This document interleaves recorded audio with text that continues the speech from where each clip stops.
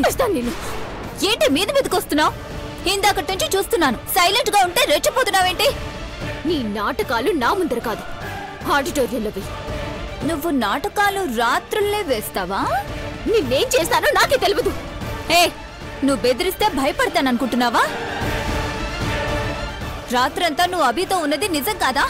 అది లెటర్ రాసివ్వమంటే అది అడ్డు పెట్టుకొని అభితో సరసాలాడావన్న వార్త మాకు తెలుసమ్మా. పిచ్చి మాటలు మాట్లాడుకు, మర్యాదగా ఉండదు. వీళ్ళే పేపర్ల మీద రాసి గోడల మీద అతికించిండ్రు.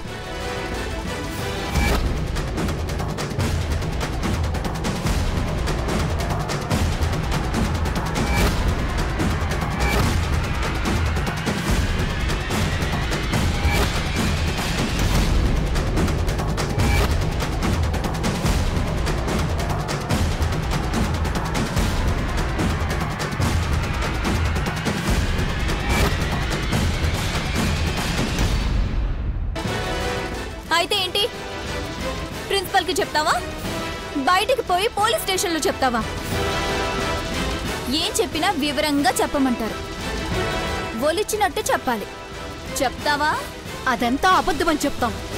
అబద్ధమే ఏంటో చెప్పమంటారు. నిందని కూడా ఎక్స్ప్లెయిన్ చేయమంటారు. సరస సల్లాపాలు అని టైటిల్ పెట్టి కథగా చెప్పాలి. ప్రిన్సిపల్ సార్ నమ్మకపోయినా పోలీసులు మాత్రం నమ్ముతారు. చదువుకునే స్టూడెంట్స్ ఇలాంటి పిచ్చి పనులు చేసి కంప్లైంట్ ఇవ్వడానికి వచ్చారని ప్రెస్ వాళ్ళకి ఇన్ఫార్మ్ చేస్తారు. కాలేజ్ గోడల మీద ఉండే పేపర్స్ మ్యాటర్ టీవీలో కూడా వస్తుంది. సౌందర్య రాత్రంతా ఎంత సౌందర్యాన్ని ఒలకబోసిందో అని అందరూ గుసగుసలాడతారు. స్టూడెంట్ అని చెప్పుకోనికి సిగ్గులేదా నీకు? నువ్వు స్టూడెంట్ వా? నాటకాలు వేస్తే మార్కులు వేస్తానని ప్రిన్సిపల్ సార్ చెప్పగానే డ్రామాలు ఆడుతున్నావు. అలా కూడా పాస్ అవుతావో లేదో తెలీదు. ఇలా మాట్లాడటానికి నీకు సిగ్గుగా లేదా? మీకు లేని సిగ్గు నాకెందుకే? ఇప్పటికైనా అర్థమైందా? నా జోలికొస్తే జాలీగా ఉండే లైఫ్ కాస్త జాలి పడేలా తయారవుతుందని. నిన్ను తంతే లాభం లేదే. నిన్ను ఇలా కాదు. పోవేపా. ముందు ఎలా పాస్ అవ్వాలో ఆలోచించుకో. చదువా రాదు. ఆడిటోరియం స్టేజ్ ఎక్కితే మేం ఊరుకుంటామా? చప్పట్లు కొట్టే వాళ్లతోనే చెప్పులు వేస్తాం. నువ్వు దేనికి పనికిరావని ప్రూవ్ చేస్తాం. అర్థమైందా? వెళ్ళా. ఇప్పటిదాకా కల్చరల్ ప్రోగ్రామ్స్ లో పార్టిసిపేట్ చెయ్యాలా వద్దా అని డైలమాలో ఉండేదాన్ని. నువ్విట్లా మాట్లాడినావు కదా, ఖచ్చితంగా నేను పార్టిసిపేట్ చేస్తా. అందరూ నన్ను మెచ్చుకుని ప్రిన్సిపల్ సార్ పాస్ చేసేలా చేయకపోతే నా పేరు సౌందర్యనే కాదా. వీళ్ళతో ఎందుకే? పద. వీళ్ళనుకునేది జరగదని నిరూపించాలి.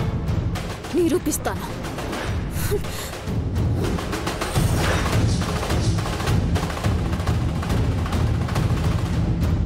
పిచ్చిదానా, నిన్ను స్టేజ్ ఎక్కించాలనే ఛాలెంజ్ చేశానే. ఆ పైన ఎక్కడికి పంపించాలో అక్కడికి పంపించేస్తాను. చూస్తూ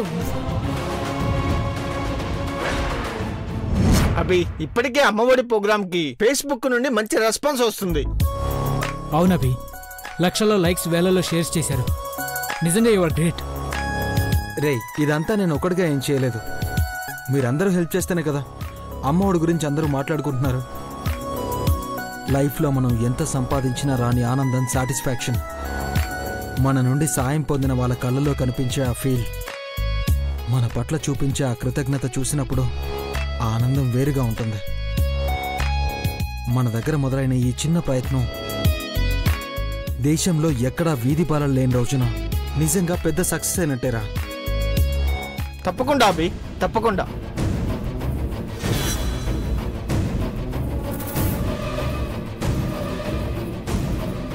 ఎక్కడ సచ్చిండి ఎర్ర చుట్టోడా? ఈడున్నాడా? అభి, రే అభి.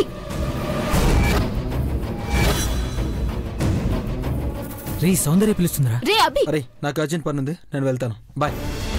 రే రే, ఆగు. నేను నీతో మాట్లాడాలి. చెవులో ఏమైనా సీసం పోసుకున్నావా ఏంద్రా? చెట్టంత మనిషిని పిలుస్తుంటే పట్టించుకోకుండా వెళ్తున్నావు? నీ బాధేంటి? ఇందాక నేనన్న మాటలన్నీ నీ మనసులోంచి తీసేసాయి. సూర్యతో మాట్లాడేటప్పుడు ఎట్లుంటావో అట్లనే ఉండు. నీతో కొంచెం నేను పర్సనల్ గా మాట్లాడాలి. ఇందాక అందరి ముందు అరిచావు కదా, ఇప్పుడు అందరి ముందే మాట్లాడు. నీతో నాకు పర్సనల్ విషయాలంటూ ఏముండవు. పురాణాలు సరిగా తెలియవు గాని ఎవరో గొప్పోడు తన అవసరాలకి గాడిద కాళ్ళు పట్టుకున్నాడంట. ఇప్పుడు నేను ముందు నేనన్న మాటలు నీ మనసులో నుండి తుడిచేసినవా లేదా? ఏ మాటలు? ఎందుకు తుడిచేయాలి? అదే కోపంలో నేను నీతో అన్న మాటలు, నీతో కలిసి నాటకం వేయనన్న మాటలు. సారీ, నేను నీలా దులుపుకుపోయే రకం కాదు. నీతో కలిసి నాటకం వేయాల్సిన అవసరం నాకు లేదు. కొన్ని విషయాలకి కొంతమందికి దూరంగా ఉండాలనుకుంటున్నాను.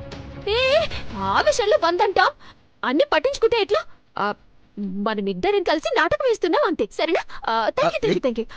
చంద్రిక, అభి నేను కలిసి నాటకం వేస్తున్నామే. అభి కూడా ఒప్పేసుకున్నాడే. హలో, నువ్వు ఆర్డర్ వేస్తే చేయడానికి నేను రోబోను కాదు. నేను నాటకం వేయను, నాకు వేరే పనుంది. అంతేనా? నాటకం వేయవా? నువ్వు వెయ్యనంటే అంత ఈజీగా ఎట్లా వదిలేస్తాను? ఏం చేస్తావే? ఏం చేస్తావు? ఏం చేస్తానా?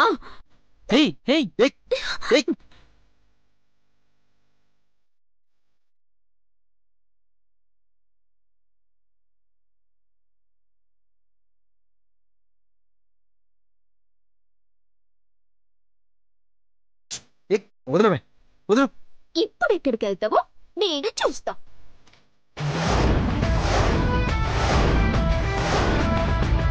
ఓహో, ఇప్పుడు అర్థమైంది.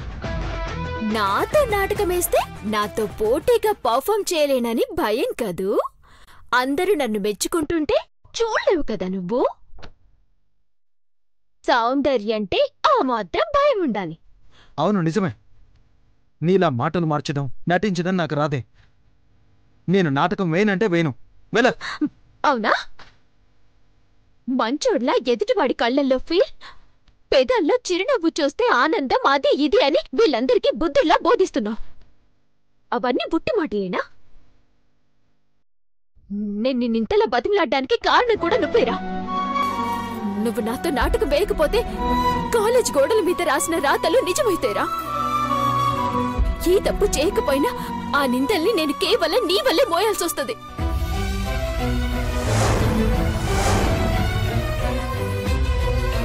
ఒక ఆడపిల్లకి పరువు పోయిందంటే అది బతికుండలేదు. ఆడపిల్ల ఉసురు పోసుకోరాదురా.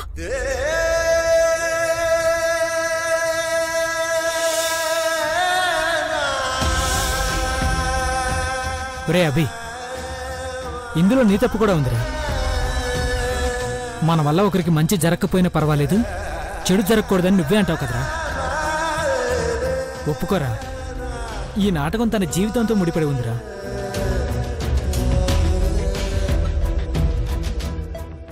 సరే, ఒప్పుకుంటున్నాను. నాటకం వేస్తాను. ఒక ఆడపిల్ల పరువు పోకూడదనే ఉద్దేశంతోనే, కానీ నీకోసం మాత్రం కాదు. కానీ మనం కలిసేది డైరెక్ట్గా స్టేజ్ మీదే. మరి ప్రాక్టీస్ అవసరం లేదు, నాకంతకంటే ముఖ్యమైన పనుంది. సర్లే, నాతో చేయకపోతే చేయకపోయావు, కానీ నువ్వు సోలోగా అయినా బాగా ప్రాక్టీస్ చేయి. అందరూ మన పర్ఫార్మెన్స్ చూసి ఆపకుండా క్లాప్స్ కొట్టాలి. అయ్యో, ఒసే సౌందర్యం, ఒక్క నిమిషం నోరు అదుపులో పెట్టుకునుంటే బాగుండేది కదా. ఏడ్చావులే, అది నా మాట వింటే ఇన్ని తిప్పలెందుకొస్తాయి? అయినా ఇదే నోడుతో కదా ఇప్పుడు వాడిని ఒప్పించాను. పదవి, బాగా ప్రాక్టీస్ చేయాలి.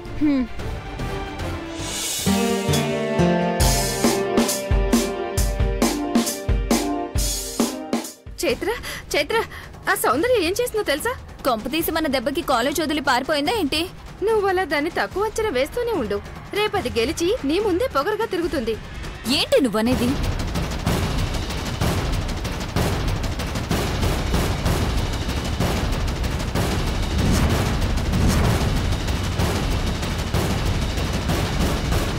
అది మామూలుది కాదే. అందితే జుట్టు, అందకపోతే కాళ్ళు పట్టుకునే రకం. అభి నీ మాటలతో మాయ చేసింది. నాటకం వేయడానికి ఒప్పుకున్నాడు. మనం దాని గురించి చేసిన ప్రచారం అంతా తప్పని నిరూపించి మనల్ని దోషులుగా అందరి ముందు ఉంచాలని చూస్తుందన్నమాట. అంటే అది నిజంగా గెలుస్తుందంటావా? గెలవదు. అది నాటకం వేయడానికి అభితో కలిసి స్టేజ్ ఎక్కాలి. అక్కడ నాటకం జరుగుతుండగానే ధ్వని పరువు పోవాలి. చూడు చైత్ర, నీకు సౌందర్యం అంటే పడకపోతే మీరు చూసుకోండి. మధ్యలో అభిని ఇన్వాల్వ్ చేయొద్దు. అభి చాలా మంచివాడు. అభికి నీ వల్ల ఏదన్నా బ్యాడ్ నేమ్ వస్తే నేను ఊరుకోను. అయ్యో బావా, అభి నీకెంత బెస్ట్ ఫ్రెండో నాకు తెలీదా? నీ ఫ్రెండ్ అభికి ఎలాంటి బ్యాడ్ నేమ్ రానివ్వను. మేమేదో సౌందర్యను ఊరికే ఆట పట్టిస్తున్నాం అంతే. గ్రాని తనని ఫ్రెండ్ చేసుకుని ఇంటికి తీసుకురమ్మంది. మర్చిపోయావా చైత్ర? ఆ దేవుడే దిగొచ్చి నచ్చ చెప్పినా అది మన ఇంటికి రాదు బావా. అది వస్తుందని నీకేమైనా నమ్మకం ఉందా? లేదు కదా. దాన్ని కాలేజ్ నుంచి పంపించేస్తే మన ప్రాబ్లమ్స్ అన్నీ సాల్వ్ అయిపోతాయి. గ్రానికి కూడా తను ఎక్కడుందో తెలియదని చెప్తే సరిపోతుంది. దెబ్బకి నా పగ తీరుతుంది. దాంతో ఫ్రెండ్షిప్ చేసే బాధ తప్పుతుంది. నీకు నచ్చింది చేసుకో. బట్ అభికి బ్యాడ్ నేమ్ వస్తే మరదలవని కూడా చూడను.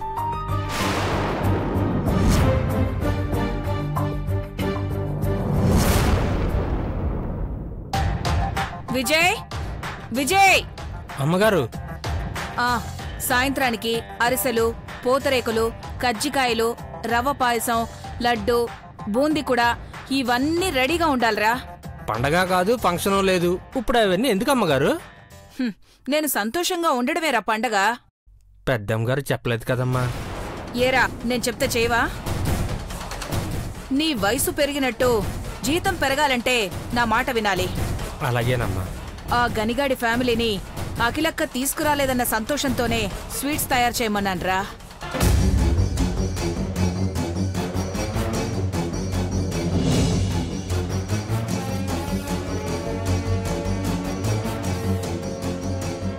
సరే అమ్మా. వచ్చేసారా? ఆ గని వాళ్ళకి పైన రూమ్ చూపిస్తాను. శుభ్రం చేయించాను. ఎక్కడున్నారు వాళ్ళు? మొహమాటంతో బయటే ఉండిపోయారా ఏంటి? శేఖర్, తీసుకురావయ్యా. వాళ్ళు మేము వెళ్ళిన అడ్రస్ లో లేరు మేడం. నిజమా? అదేంటక్కా, ఖచ్చితంగా అక్కడే ఉన్నారని హుటాహుటిన వెళ్లారు కదా. వాళ్ళని తీసుకొస్తారన్న సంతోషంతో పిండి వంటలు కూడా చేయమని పనివాళ్లకు పురమాయించాను. విధి నా సహనాన్ని, పరీక్షని, నా నిరీక్షణని ఇంకా కొనసాగించాలని ఆట పట్టిస్తుంది భవానీ. స్వీట్ న్యూస్ అంటే ఇదే అక్కా. ఇక వాళ్ళు మీ కంటికి కనపడకుండా చేసే బాధ్యత నాది. డల్ అయిపోయావేంటక్కా? వాళ్ళు తప్పకుండా కనపడతారు. ఇన్నాళ్ళు అడ్రస్ తెలీదని బాధపడ్డాను. ఇప్పుడు చిరునామా తెలిసినా వాడు దొరకలేదు. అడ్రస్ లో ఎందుకుండరు? ఇల్లు ఖాళీ చేసి వెళ్ళిపోయారు మేడం. అయ్యో, వాళ్ళకి మన ఇంట్లో ఉండే అదృష్టం లేదనుకోవాలి. గని వాళ్ళకి ఈ ఇంట్లో ఉండి కడుపు నిండా తిని గొప్పగా బతకాలని రాసిపెట్టుంటే మనం వాళ్ళని వెతకడం కాదక్కా, మనల్నే వాళ్ళు వెతుక్కుంటూ వస్తారు. ఇన్నాళ్ళు 4 దిక్కులు తిరిగాం, ఎక్కడా కనబడలేదు. మనకు కనిపించకూడదని దూరంగా వెళ్ళిపోయింటారు. అలా అనుకుంటే ఇక పోతే పోని అనుకోవాలక్కా. ఇంకా దరిద్రులుగానే బతకాలని ఉబలాటంగా ఉంటే మనం మాత్రం ఏం చేస్తాం? అలా మాట్లాడకు భవాని. లేకపోతే ఏంటక్కా? హనుమంత్ ఎవరు? ఒక డ్రైవర్. ఆయన కూతురు పార్వతి ఒక పని మనిషి. ఆహా, మాట చెప్తున్నానక్కా. అలాంటి వాళ్ళని నువ్వు గుండెల్లో పెట్టుకున్నావు. చివరికి ఏమైపోయారు? అనంత లోకాల్లో కలిసిపోయారు. నువ్వు ఎంత మంచి చేయాలనుకున్నా చివరికింతేగా. గని వాళ్ళని తెచ్చిపెట్టుకున్నా ప్రయోజనం లేదనిపిస్తోందక్కా. ఏదో కలిసొస్తుందని కోరుకోవడం లేదు భవాని.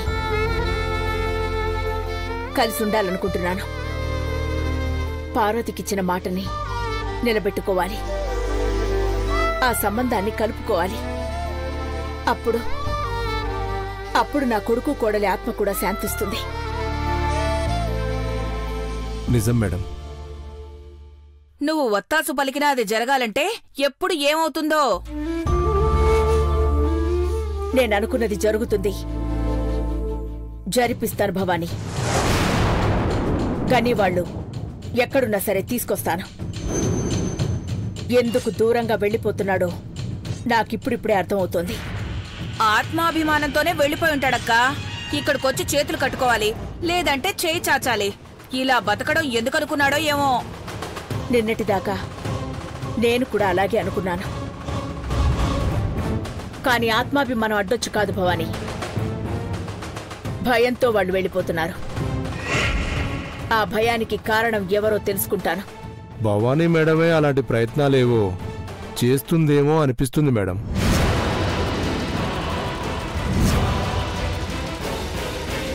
నువ్వేంటయ్యా నన్నెరికిస్తావు? అప్పుడెప్పుడో 25 ఏళ్ల కిందట పార్వతిని బాధ పెట్టేదాన్ని. ఆ తర్వాత మారిపోయినని అందరికీ తెలుసు కదా. రామకృష్ణ అనుకునే టైం వచ్చినప్పుడు కనపడని గని వాళ్ల మీద నాకెందుకు ద్వేషం ఉంటుంది చెప్పు? భవానీ, నువ్వైనా ఇంకెవరైనా సరే గని వాళ్ళు భయపడ్డానికి కారణమైతే నేనెవ్వర్నీ వదలను. శేఖర్ మేడం, వాళ్ళ అడ్రస్ మారినా ఈ ఊరు మారినా సరే మనం వెతికి పట్టుకోవాలి.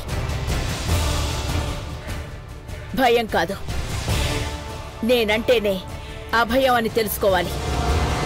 తప్పకుండా మేడం.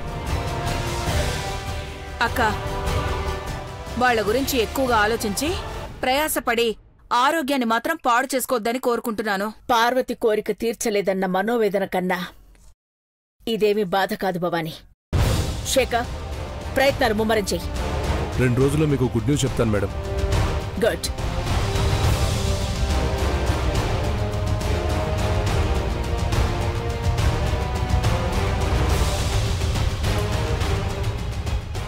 అఖిలక్క, ఆ గనిగాణ్ణి ఇంటి వియ్యంకుణ్ణి చేయాలని నువ్వు ప్రయత్నిస్తున్నావని అర్థమయ్యాక నేను ఇలా ఎందుకుంటాను? 25 ఏళ్ల కిందటి చీపురు గంగా భవానీలానే ఉంటాను.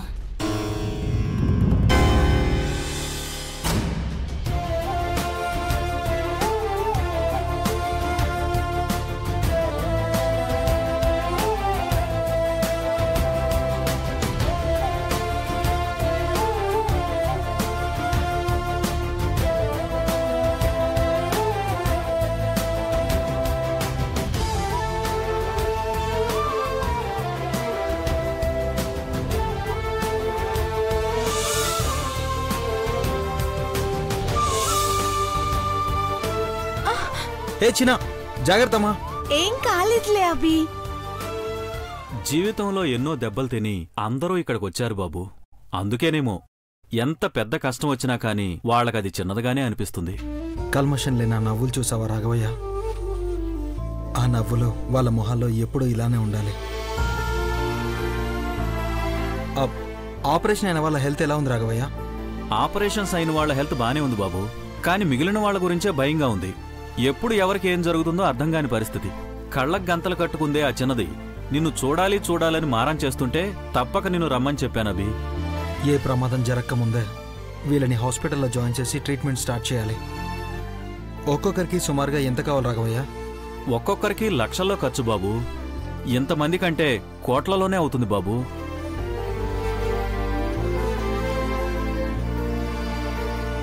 సరే, త్వరలోనే అమౌంట్ రెడీ చేస్తాను. అప్పటి వరకు పిల్లలు జాగ్రత్త. అలాగే బాబు.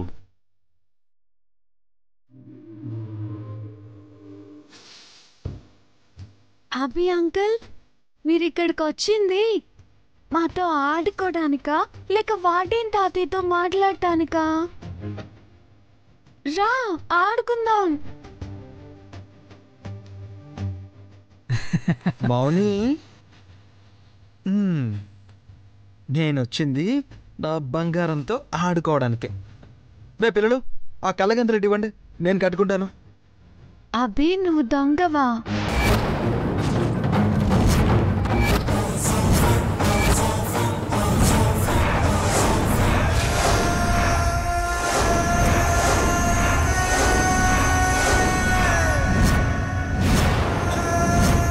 నువ్వు దొంగగా వద్దభి. వాడు దొంగగా ఉంటాడు.